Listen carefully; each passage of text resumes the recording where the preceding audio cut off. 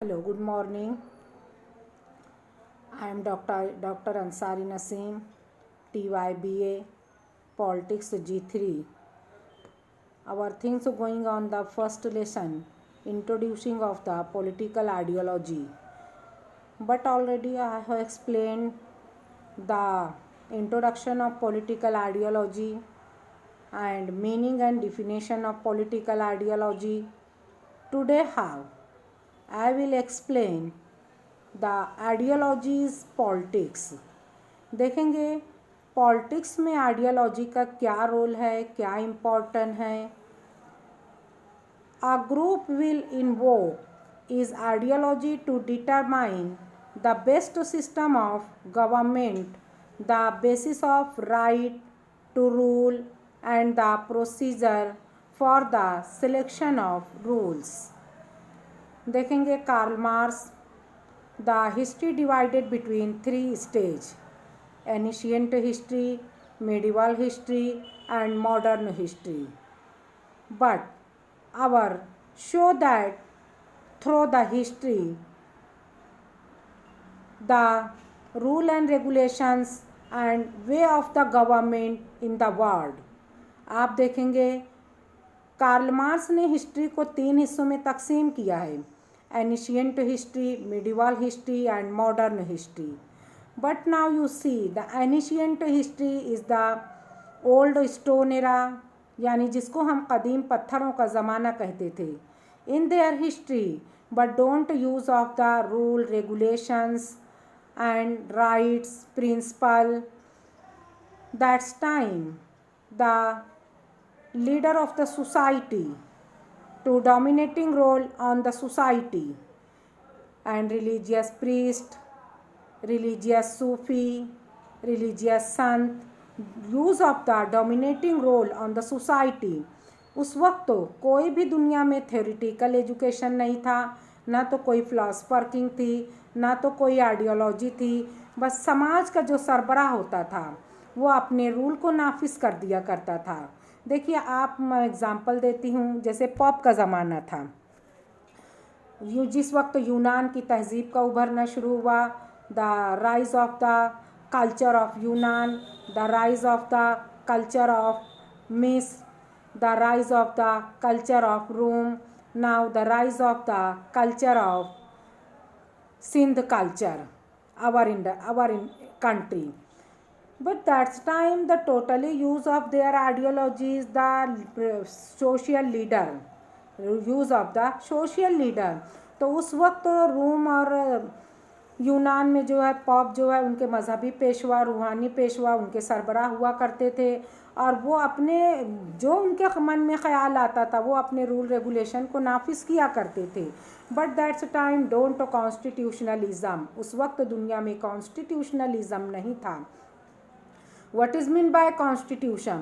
Constitution is the body of rule, regulation, principle which show structure of the government.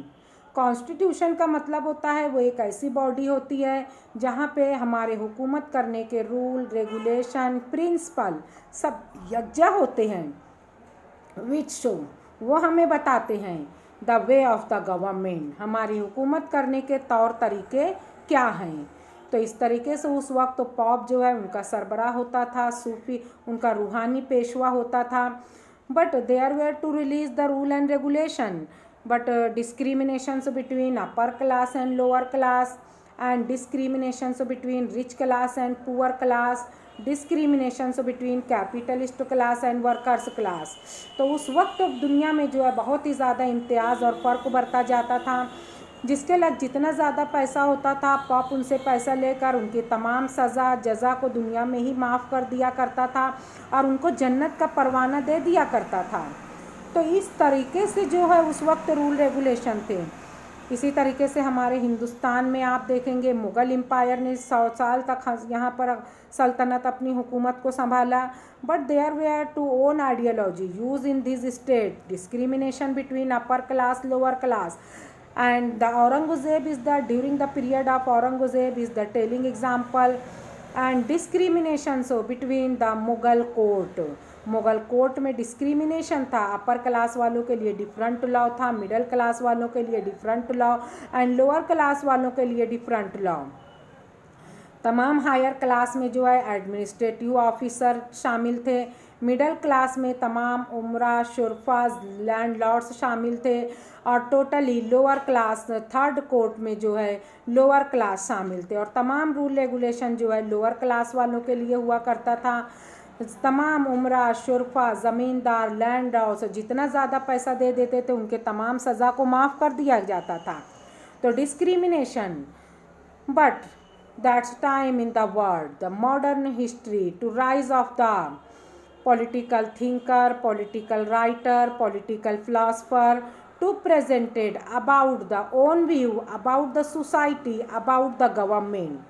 अब जैसे जैसे दुनिया में तरक्की होती गई, दुनिया आगे बढ़ती गई, in the European country the western political writer and thinker presented about the view of the state. तो उन्होंने अपने ख़यालात, अपने नज़रियात, अपनी फ़िलासफ़ी को हुकूमत के ताल्लुक़ से पेश करना शुरू किया। But first of all the Plato is the first western political thinker presented the ideal state. उन्होंने आइडियल स्टेट के नज़रिए को पेश किया। But there were the society classifications between the three categories. Number one जो है उन्होंने higher society, middle society and lower society. तो इस तरीके से Plato is society classified in the three stage. तो उन्होंने जो है सोसाइटी को तीन हिस्सों में तकसीम किया। But now too presented the ideal state. Aristotle too presented the democracy form of government and Karl Marx presented the communism. तो इस तरीके से जो है Rousseau, JS. Mill, Machiavelli too presented the god of state. But now day by day, time to time, to ahead go the world and create the problem. But the time, the moment got the opportunities of Mussolini and Hitler. और इसी में जो है मसूलिनी और Hitler को भी मौका मिला अपने ख़यालात को पेश करने का। But various political writer and thinker presented about the view. Plato presented the ideal state. Aristotle presented the democracy form of government. Max Weber presented the political sociology and Robert Dahl presented the political power and Karl Marx presented the communism and Gandhi ji presented the anarchism and the Rousseau, J.S. Mill, Machiavelli presented the prince of state and the god of state and Mussolini presented the fascism and Hitler presented the Nazism.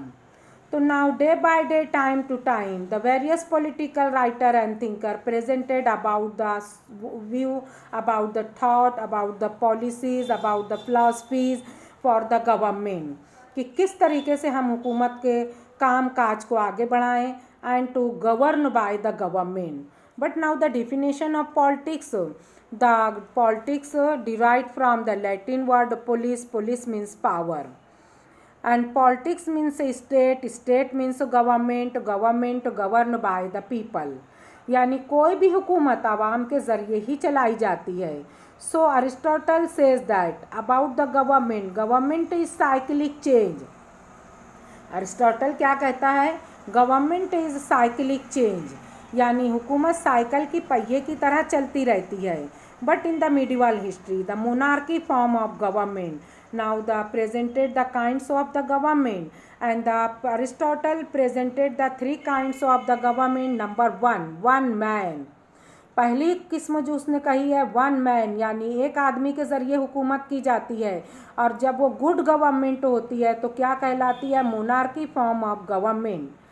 और जब वही हुकूमत bad हो जाती है तो कहलाती है टेरनी, यानी जुल्म ज़्यादती करने वाली हुकूमत।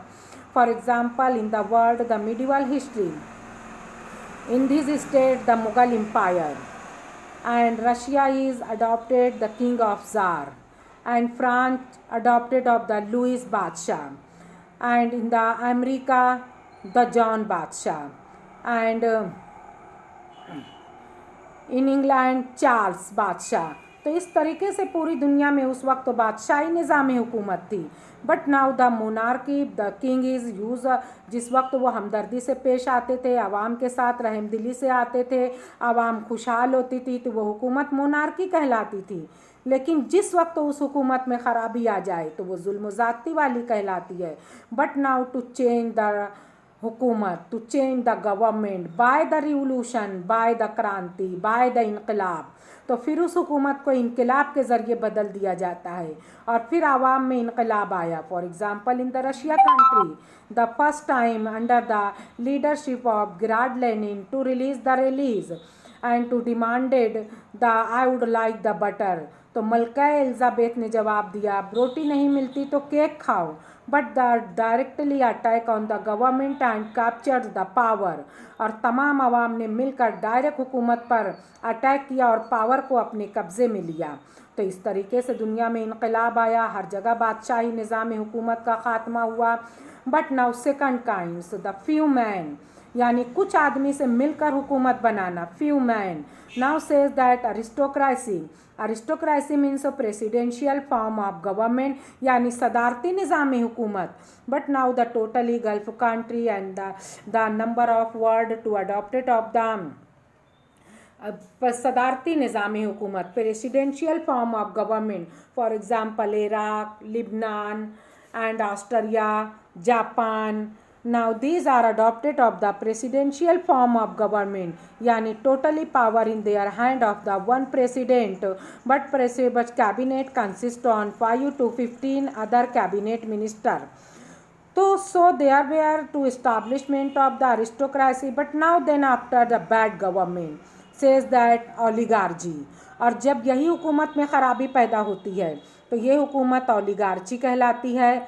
ओलिगार्ची means for example the Iraq in 1995 to change the government and to abolition of Saddam Hussein government and rule regulation, but in the Lebanon state so as well as, but then after change the government by the inqilab, by the kranti, by the revolution.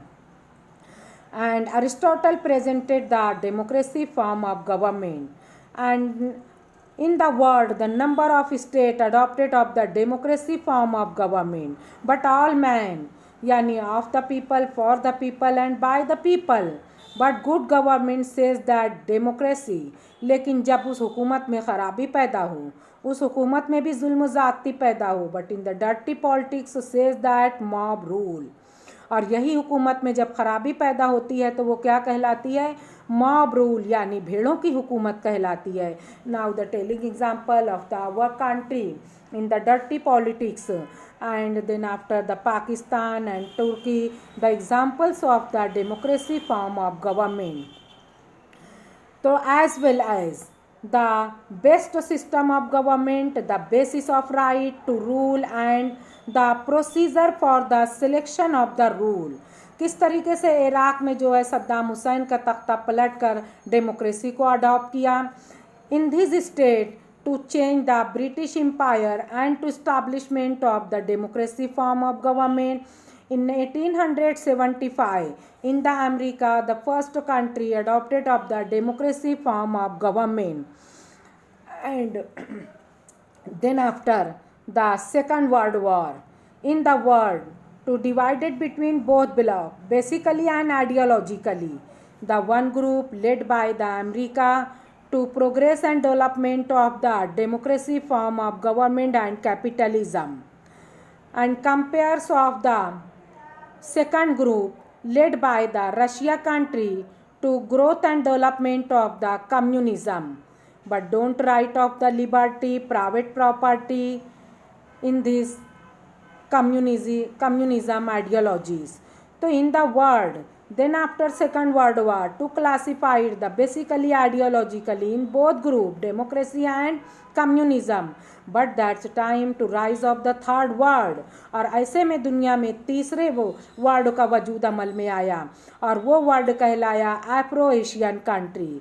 The third world don't would like the company of America न the company of Russia, but they are would like of the independence. That's time the Pandit Jawaharlal Nehru came into front and to present the non align movement. उन्होंने दुनिया के सामने अपनी नई ideology, नए ख्यालात को पेश किया। नॉन अलाइन मोमेंट, इम्पार्शियल, गैर जानिबदार। ना तो हम अमेरिका का साथ देंगे और ना तो हम रशिया का साथ देंगे। Why do but don't the enemy of the America, don't enemy of the Russia. ना तो हम दुश्मनी रशिया के साथ लेना चाहते हैं, ना तो हम अमेरिका के साथ लेना चाहते हैं, but to change the government.